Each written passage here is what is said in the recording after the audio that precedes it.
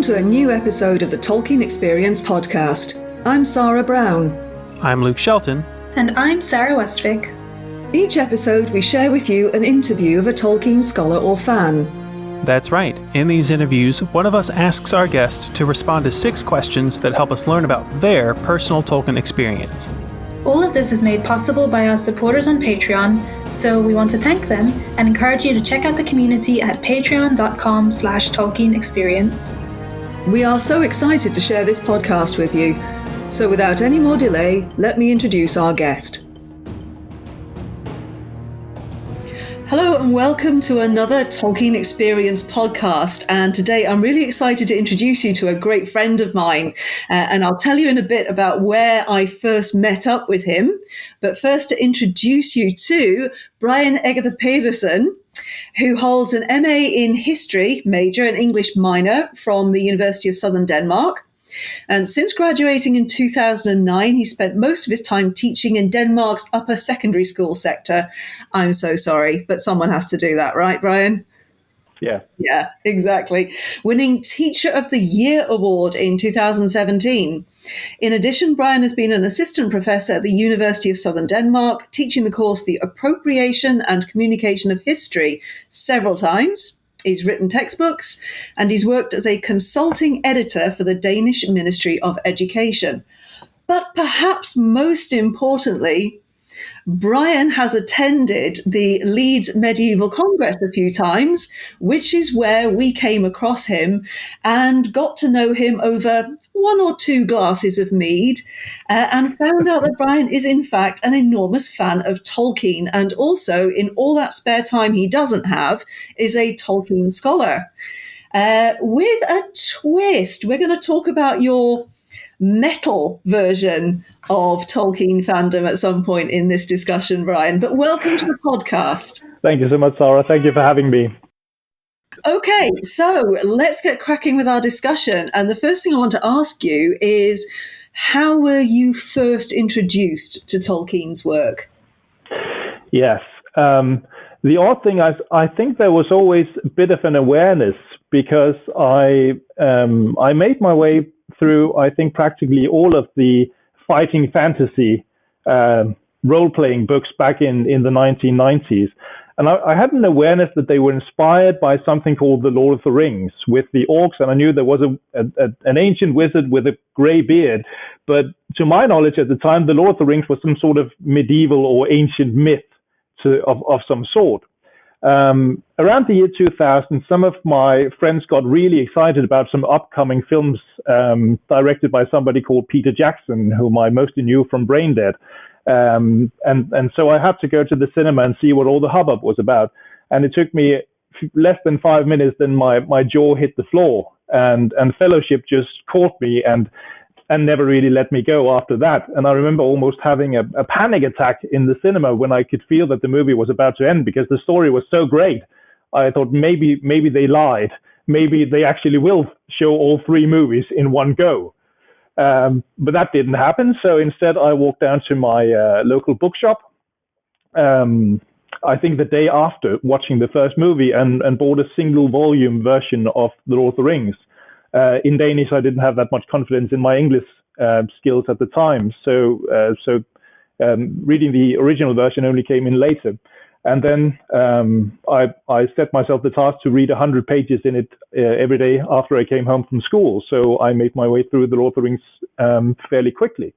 And I've noticed some of the other stories, there's often quite a personal moment to it. And I've given a lot of thought, and I can really tell that the story just hit me at the exact right time.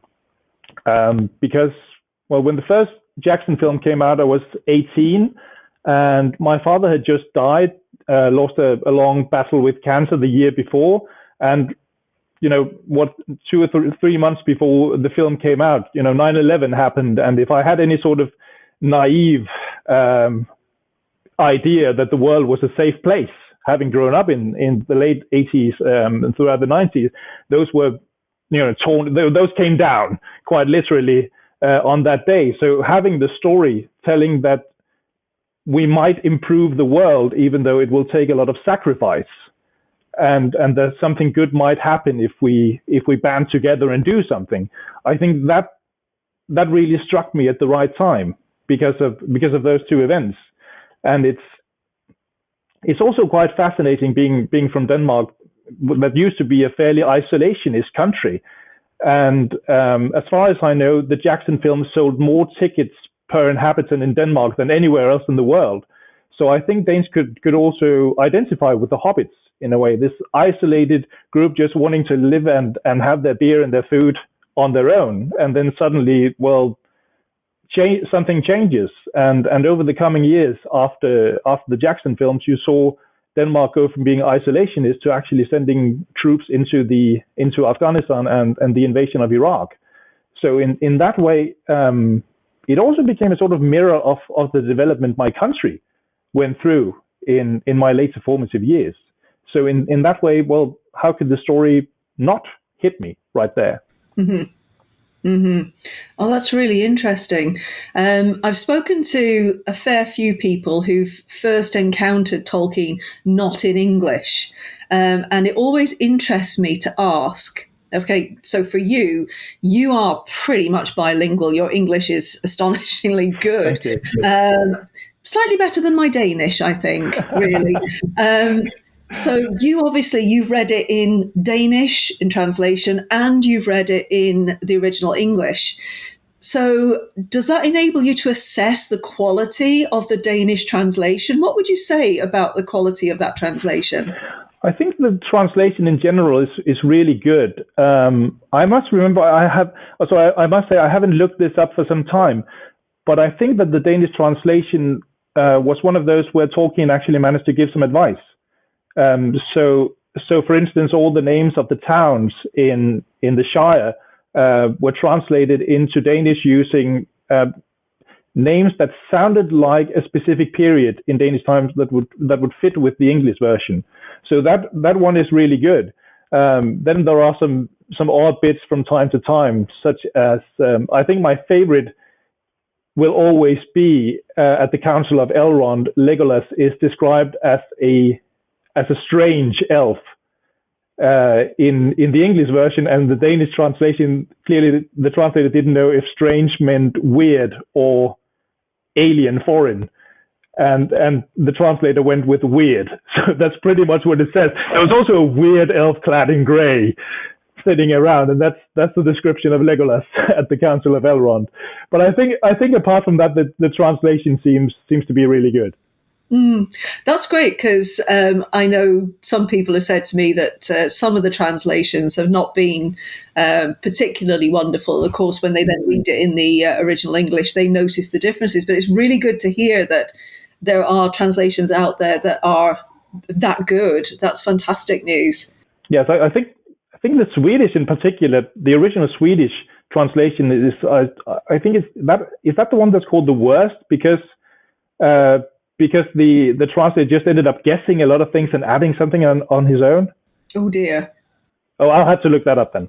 Yeah, that would be really interesting to find out. It's always interesting to hear about people's experience with Tolkien when they're approaching it from a second language point of view, because that experience, not only the language approach is different, but the cultural approach is going to be different as well, because some might say that The Lord of the Rings is so very English. How well does it convey itself in a different culture?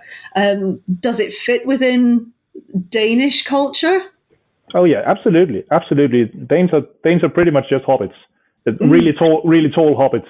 On that note, but also just suddenly remember that there's one thing that makes the Danish version of The Lord of the Rings seem more Danish, and it's that Middle Earth is translated into Midgard.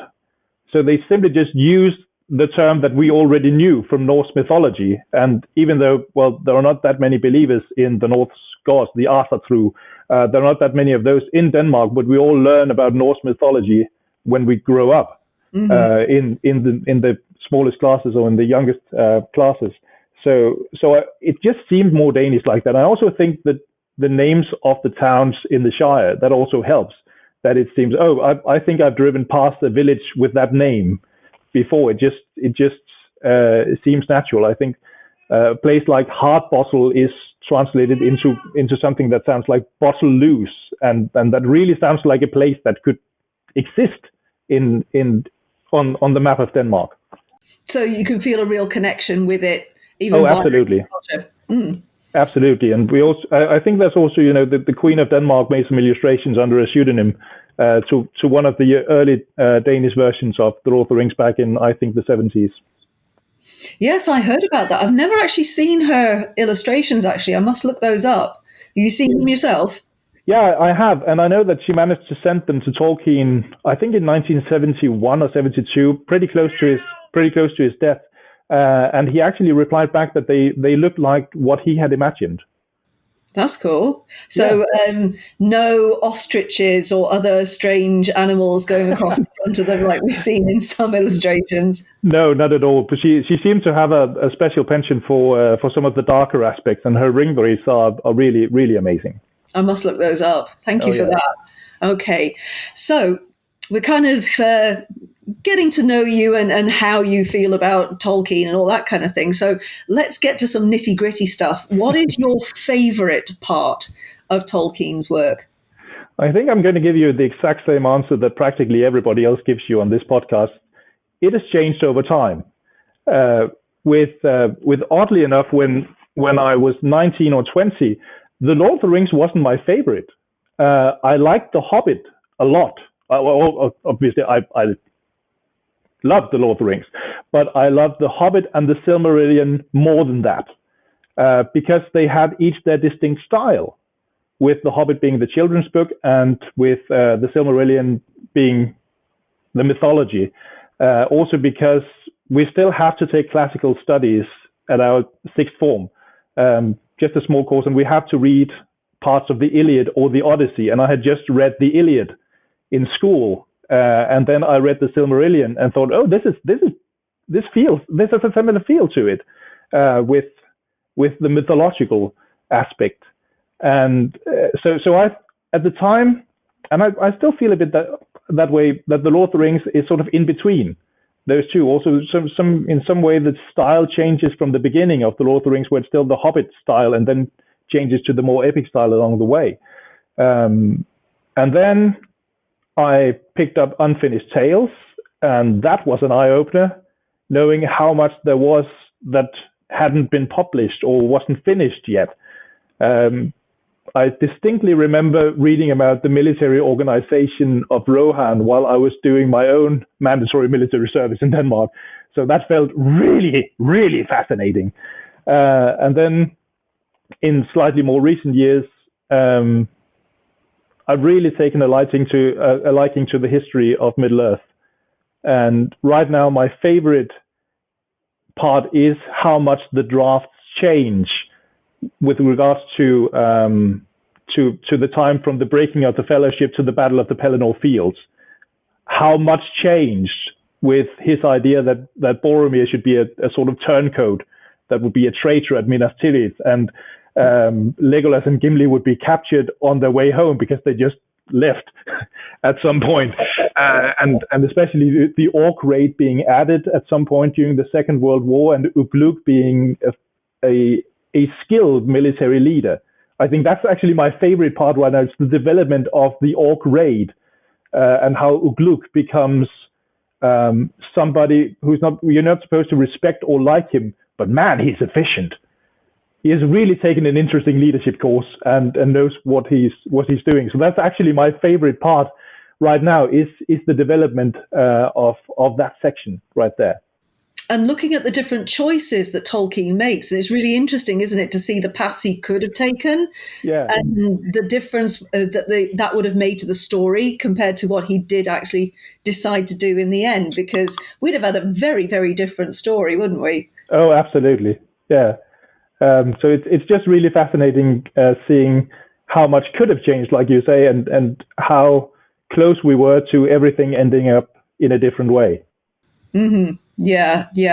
That's something I like about the history of Middle-earth as well, because you can really look at the process that he went through, all the different things he weighed up and eventually put down and tried something else. And I mean, he was an enormous procrastinator, as we know. Yeah.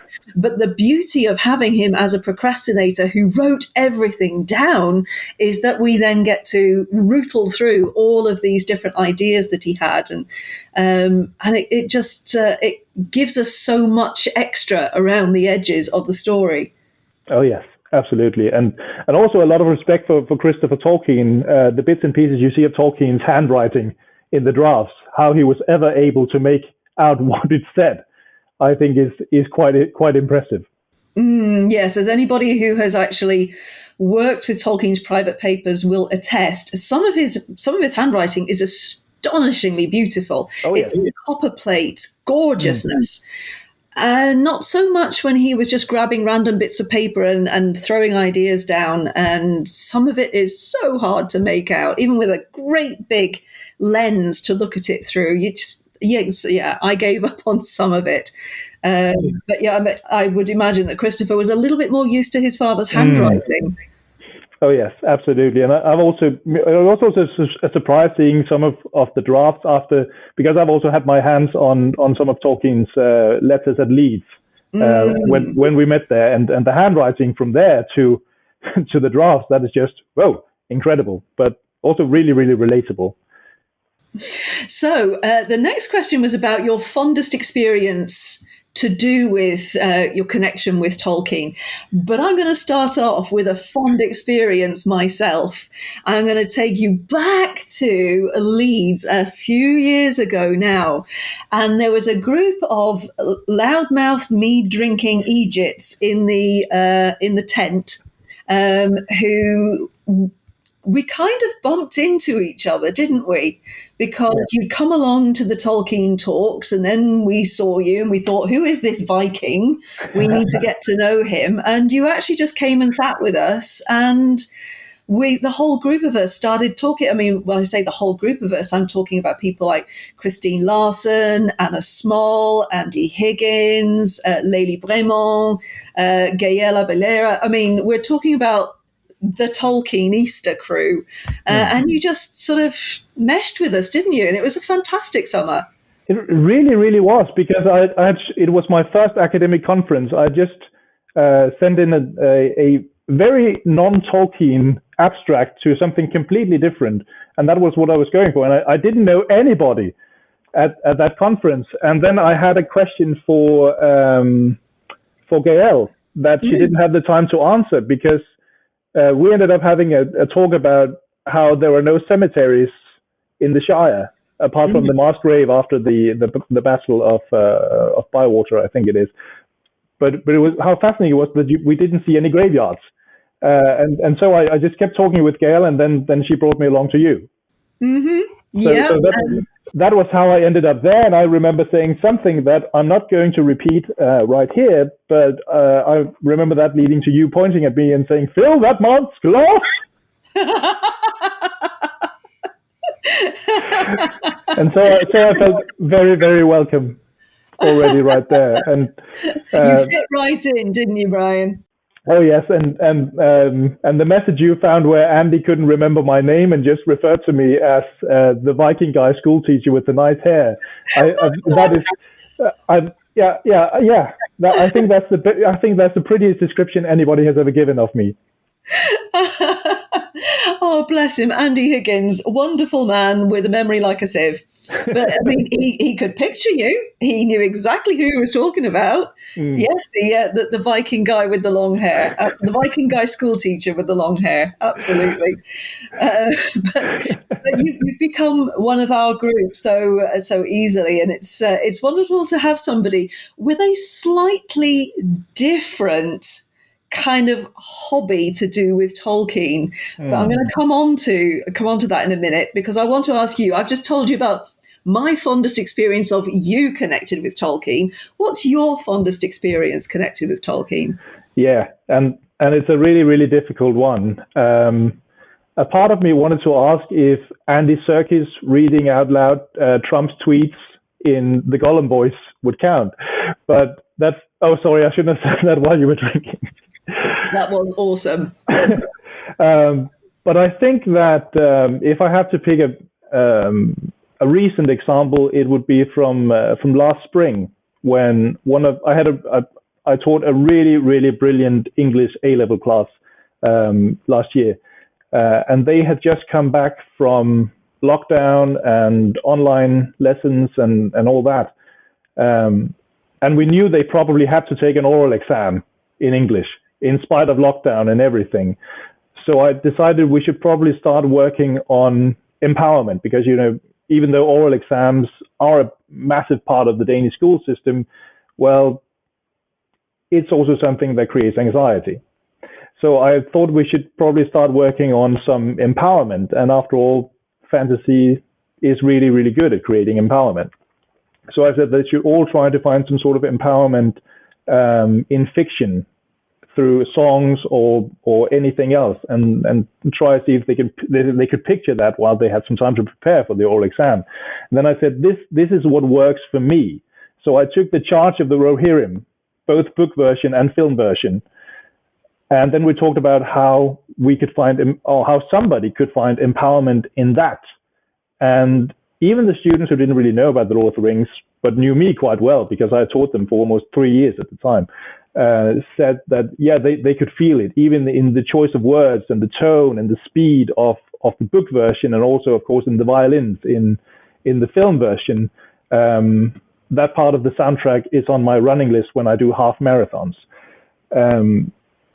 And so it actually became a thing that at the beginning of every lesson, they would all stand up in the classroom, and I would say, give them the plan for the lesson, and then I'd say, "Fourth," and they would all reply, "Fear no darkness." So that became a battle cry in the beginning of every lesson. And I don't know if it's my fondest memory of the works of Tolkien, but as a recent one, it just felt really good. It was a brilliant class, and this was how we began our lessons. I think there's just so much to do with that feeling of empowerment, because I also remember from my military days where we were on, at the end of our basic training, we were on some really, really, really tough maneuvers where we couldn't bring any food, and they didn't really give us any food. We didn't have any sleep. It was at the end of November, cold and rain. And I just remember muttering to myself under my breath, and I'm sorry about my pronunciation of this, Aya Erendil Elenion Ankalema, like Frodo does in the Lair of Shelob. And it actually worked. So I think a lot of fond memories of Tolkien, probably, especially for me, but generally, I think they have to do with that feeling of empowerment, being able to do something. That is just beyond awesome. I want to be in that class where you get everybody chanting "Fear no darkness." That is wonderful. Oh, I wish I'd thought of doing that when I was a high school teacher, because that would have been that's so cool. Well, I do a different one for each class. I have one class who's called the A class, because that's the way our cohort system works. And I couldn't really find anything for them. But then I figured, what begins with A? And then I had them watch the Lego movie. So now they sing the "Everything is Awesome" chorus at the beginning of every lesson. So it was pretty random that it became "Go forth and fear no darkness," but I think it's still my favorite. I'm not surprised. That's a wonderful, wonderful moment. I bet they won't forget it either. Actually, that's the sort of thing that kids at that age will hold on to for ages. I love that. That's wonderful. I'm going to slide gently, though, into the way in which you have done some writing about Tolkien and thinking about Tolkien and talking about Tolkien, which is to do with metal. And I'm not talking about the stuff what comes out of the ground. Tell me a little bit more about what you've done to do with metal music and Tolkien.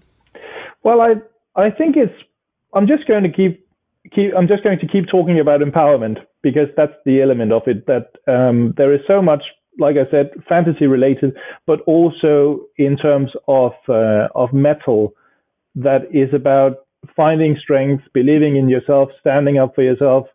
So it probably shouldn't come as any surprise that quite a few metal bands have based songs or albums, or like the Finnish band Battlelore that I wrote a paper on. Their entire universe revolves around Tolkien and building on top of of the works of Tolkien, because there is so much to find with the, as previously mentioned, banding together and fighting in spite all odds and just really getting to grips with everything. So what I have done is that I have studied it's odd because I found one theory that actually covers all of it. It's that fantasy and metal and role playing and somehow also memes all belong in what, to use the phrase from a Swedish anthropologist called Lotten Gustafsson, is an enchanted zone. That we know that different rules apply within these frames.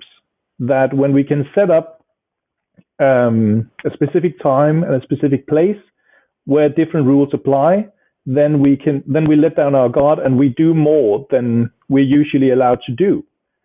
And that is, I mean, if you run around, if I start running around the town shouting "Go forth and fear no darkness," I'd hopefully be arrested pretty quickly. But it's fine within the confines of my classroom where everybody knows me. If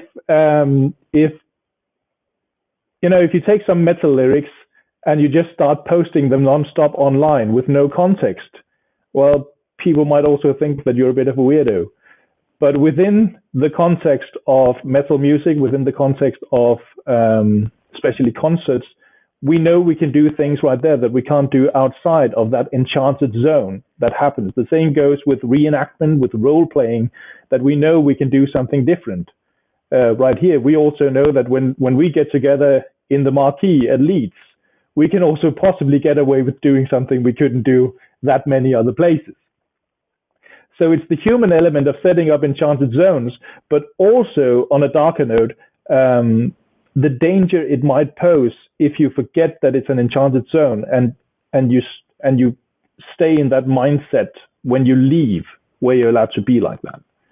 And I think that's that element, and Lotten Gustafsson, who made the original studies, studied reenactment at a medieval week on the Swedish island of Gotland, where she said it makes perfect sense. You have medieval city walls, you have people dressing up in medieval gear, and then you have the mayor of the town being the medieval mayor, and he started acting in a different way. But when he walked outside the walls and took off his medieval gear and put on his suit instead, he was back to normal. So it is, and I think that's the element that so much of what we can generally call fantasy gives us. It's a place where different rules apply and where we can do pretty much anything we want. What is it Tolkien says in On Fairy Stories, that it's a place of I forget the quote, that's really embarrassing, but it's a place of, I think it says something, beauty and ever-present peril as sharp as swords or something like that. It's everything can happen within that area, but we also need to close the doors to it when we leave it. Mm-hmm. Otherwise the keys will be lost and well, things will go badly. Mm-hmm. So I think that's a lot of what I take from the overlaps between metal reenactment and Tolkien. Right, I was going to bring it back to that. So it's about having that space within which you can do what you want to do, but it stays within that space. Really fascinating stuff, because I know I was really, really interested in the paper that you gave on it, because I've never heard somebody give a paper on that sort of topic. It's pretty different. Oh yeah, well, I think that I think the major one, my very beloved German, there's a power metal band called Blind Guardian. They made the most famous one in 1997 or 1998. I can't remember right now. The one called Nightfall in Middle Earth, which is an entire concept album based on the Silmarillion, where it changes from songs to a bit of speaking again, another song, and then you just follow the story from Morgoth and Ungoliant running away with the Silmarils up until I think the last song ends around the Battle of Unnumbered Tears, with a voiceover saying that that light will return, and that there's still the hidden king in Gondolin. and something will happen. So it's an album you can enjoy on your own. But I know I think Christine Larsen and several others are aware of the album and know of it. That it's something you can enjoy as a metal fan, but also if you look at all the references, they're really overt in everything. And there's a fantastic track that I once thanked the lead singer for playing live, which is called Time Stands Still at the Iron Hill, which is the Elven King. Is it Fingon or is it Fingolfin? The one challenging Morgoth to a duel. Oh, Finrod Felagund? No. Hang on, I get all the Fs. I get all of the Fs. Yeah, that's exactly what I'm doing right now. But there's an absolutely fantastic track about the duel, the battle between him, the High King of the Noldor, and Morgoth facing off, and it's really powerful and epic. They really caught it, and I think that's one of the things that really fits, because metal can be so many things. I was just asked by a colleague earlier today if he said, this might be your stuff because the black metal thing with burning down churches and all that. I said, no, that's not my area. I'm in a softer department where you have so many subgenres of metal, so you can actually do pretty much everything. Like the Finnish band Battlelore that I talked about previously, where their entire universe is built up around Tolkien. They have clean female vocals, almost ethereal, to represent, say, the elves, and they have clean male vocals to represent the Dunedain, and then the harsh growling or cookie monster vocals, if you will, to represent the orcs and darkness. So you can have all of those things in simply through the voices, and then you can add all kinds of instruments. There's something called folk metal, where you'd often include flutes and violins and everything else. So that also gives it a folksy feel, which is really good for a song about the hobbits, or, well, Battlelore even made a song about Tom Bombadil. So, yay. Also fits right there. I'm kind of stuck on the image of orcs as cookie monsters at the moment. Oh yeah. It's just if when people don't know what growling is, usually saying cookie monster vocals, everybody gets it. Brilliant. So, the way in which you've been writing about Tolkien and metal music, is that relatively new in your academic approach to Tolkien, or is that something you've always been interested in? Has there been, what I'm asking is, has the way in which you've approached Tolkien's work, has that changed over time? Yeah, to a certain extent, it definitely has in general. I think that as I've grown older and I've read more about Tolkien, and also becoming aware of how incredibly complicated he was. Also his fairly troll-like sense of humor from time to time that you, for instance, see reflected in Bilbo's gifts after he leaves. I'm not sure, I wouldn't call it a nasty sense of humor, but it's still, by modern terms, he's a bit of a troll. And you see that with some of Tolkien's pranks, with chasing somebody with an axe or putting his dentures into somebody's hand if they weren't paying attention. I think there's a certain element. So it's just understanding how incredibly complicated Tolkien is. And yes, that has made me change some of the things I look at along the way. That I'm starting to look at, well, the depth of everything. All of the things that we can find, how complicated questions such as race and gender and all that are in that, especially from a metal studies point of view, which is sometimes also criticized for being very catering to a white male audience, sometimes at the cost of others.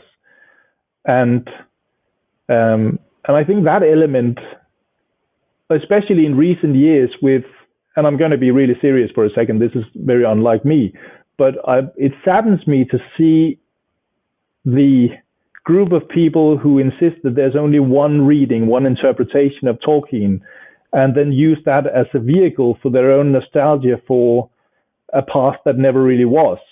Mm-hmm. And it's also the putting Tolkien on a pedestal and reading it almost as scripture. I think that part is, well, I just mentioned his trollish sense of humor. I can't see Tolkien sitting on a pedestal. not for long. He would immediately run off and do something else. So that element has changed, that I'm looking for, I'm not sure representation is the right word, but how many nuances there actually are in Tolkien's works when you start digging for it. I think that's the major change I've looked at. And of course, well, a lot of this is also because I'm really aware of the context where I got into the works of Tolkien. So it's just that we have to remind ourselves that, well, yeah, there's that certain context.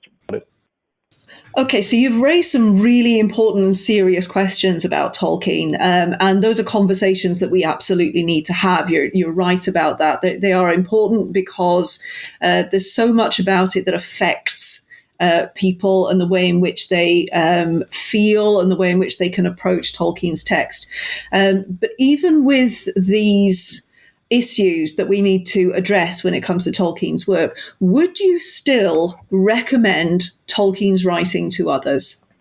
Oh, absolutely. Absolutely. And it's even sometimes when I say teach introductions to some of my students, different types of introductions, I still say that one of the greatest introductions ever written is, of course, In a Hole in the Ground There Lived a Hobbit, because there are so many questions raised in that one. And when I see some students nodding around the classroom, well, they obviously know the story, and they are all, well, they all found a lot of interest in that, and have an interest in that. And I've had a lot of students write really great interdisciplinary papers based on the works of Tolkien. In a broader sense, there's of course also, well, the timeless elements in it. There's the advice that the darkness will pass if we make an effort, really fight and give it everything we've got. I mean, that's eternally relevant. And you also have, well, it's especially relevant over the last few years. And just like it became a source of inspiration for me in the years after 9/11 and all that. But you also have the entire element of overcoming past prejudice, especially with the elves and the dwarves, with going from the elves calling the dwarves the Naukrim, the stunted people, which is an absolutely terrible term to use for somebody, and then having the forgiveness and the alliance that you see come up with Legolas and Gimli afterwards. That it's inspiring to see that somebody with so much harsh backstory and such a long and dark heritage can actually find themselves working together and becoming fast friends. And well, that element is just always impressive. That Tolkien could actually write a story like that seems believable.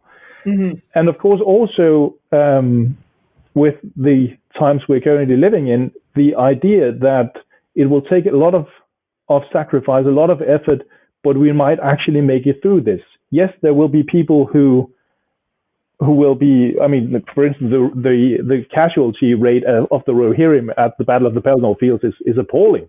But if we do all of that, if we sacrifice all of that, and then we might actually create a better world. And that element is just something that we always need. And of course, with the current debate in a slightly different direction, or back to what we talked about before, with the current debate about how should Tolkien be remembered, what's his legacy supposed to be? Well, it's just fascinating to jump right into that. I mean, I wasn't a part of that debate up until, 2 or 3 years ago. And it, to some extent, it has rekindled my interest in Tolkien, to go back into everything he did and have a look at that. So yes, still recommendations all over the place. Mm-hmm. Completely unbiased, obviously. Absolutely. Yeah, no bias here, nothing to see here, backing away with my hands in the air, totally. Brian, it's been wonderful to chat to you. Thank you so much for giving up your time for us today. Thank you for having me, Sarah. And that's it from this particular Tolkien Experience podcast. See you next time, everybody. Thank you. We are so thankful that we have such gracious scholars and fans who want to share their Tolkien experience with us and with you. We really enjoy making these podcasts, and the fun doesn't stop here. That's right, it continues on social media. You can find us on Facebook as Tolkien Experience and Twitter as @TolkienEXP. Don't forget to like, follow, share and comment because we love interacting with you just as much as we enjoy talking to our guests. For even more content and to join our fellowship of supporters, check out our Patreon by going to patreon.com/TolkienExperience. Finally, you can also follow our personal Twitter accounts. I'm @LukeB.Shelton. I'm @SR.Westvic. And I'm @AaronL.Palmadill. If you have questions or comments, you can send them to us by email at tolkienexperience@gmail.com. If you want to know more about this week's guest, we provide show notes at tolkienexperience.com. You can find the podcast on all major podcast services, including Apple, Stitcher, and YouTube. Please take a moment to rate and review the podcast wherever you listen to it. Thank you for listening to our podcast, and we truly hope that, in a way, it contributes to your own Tolkien experience.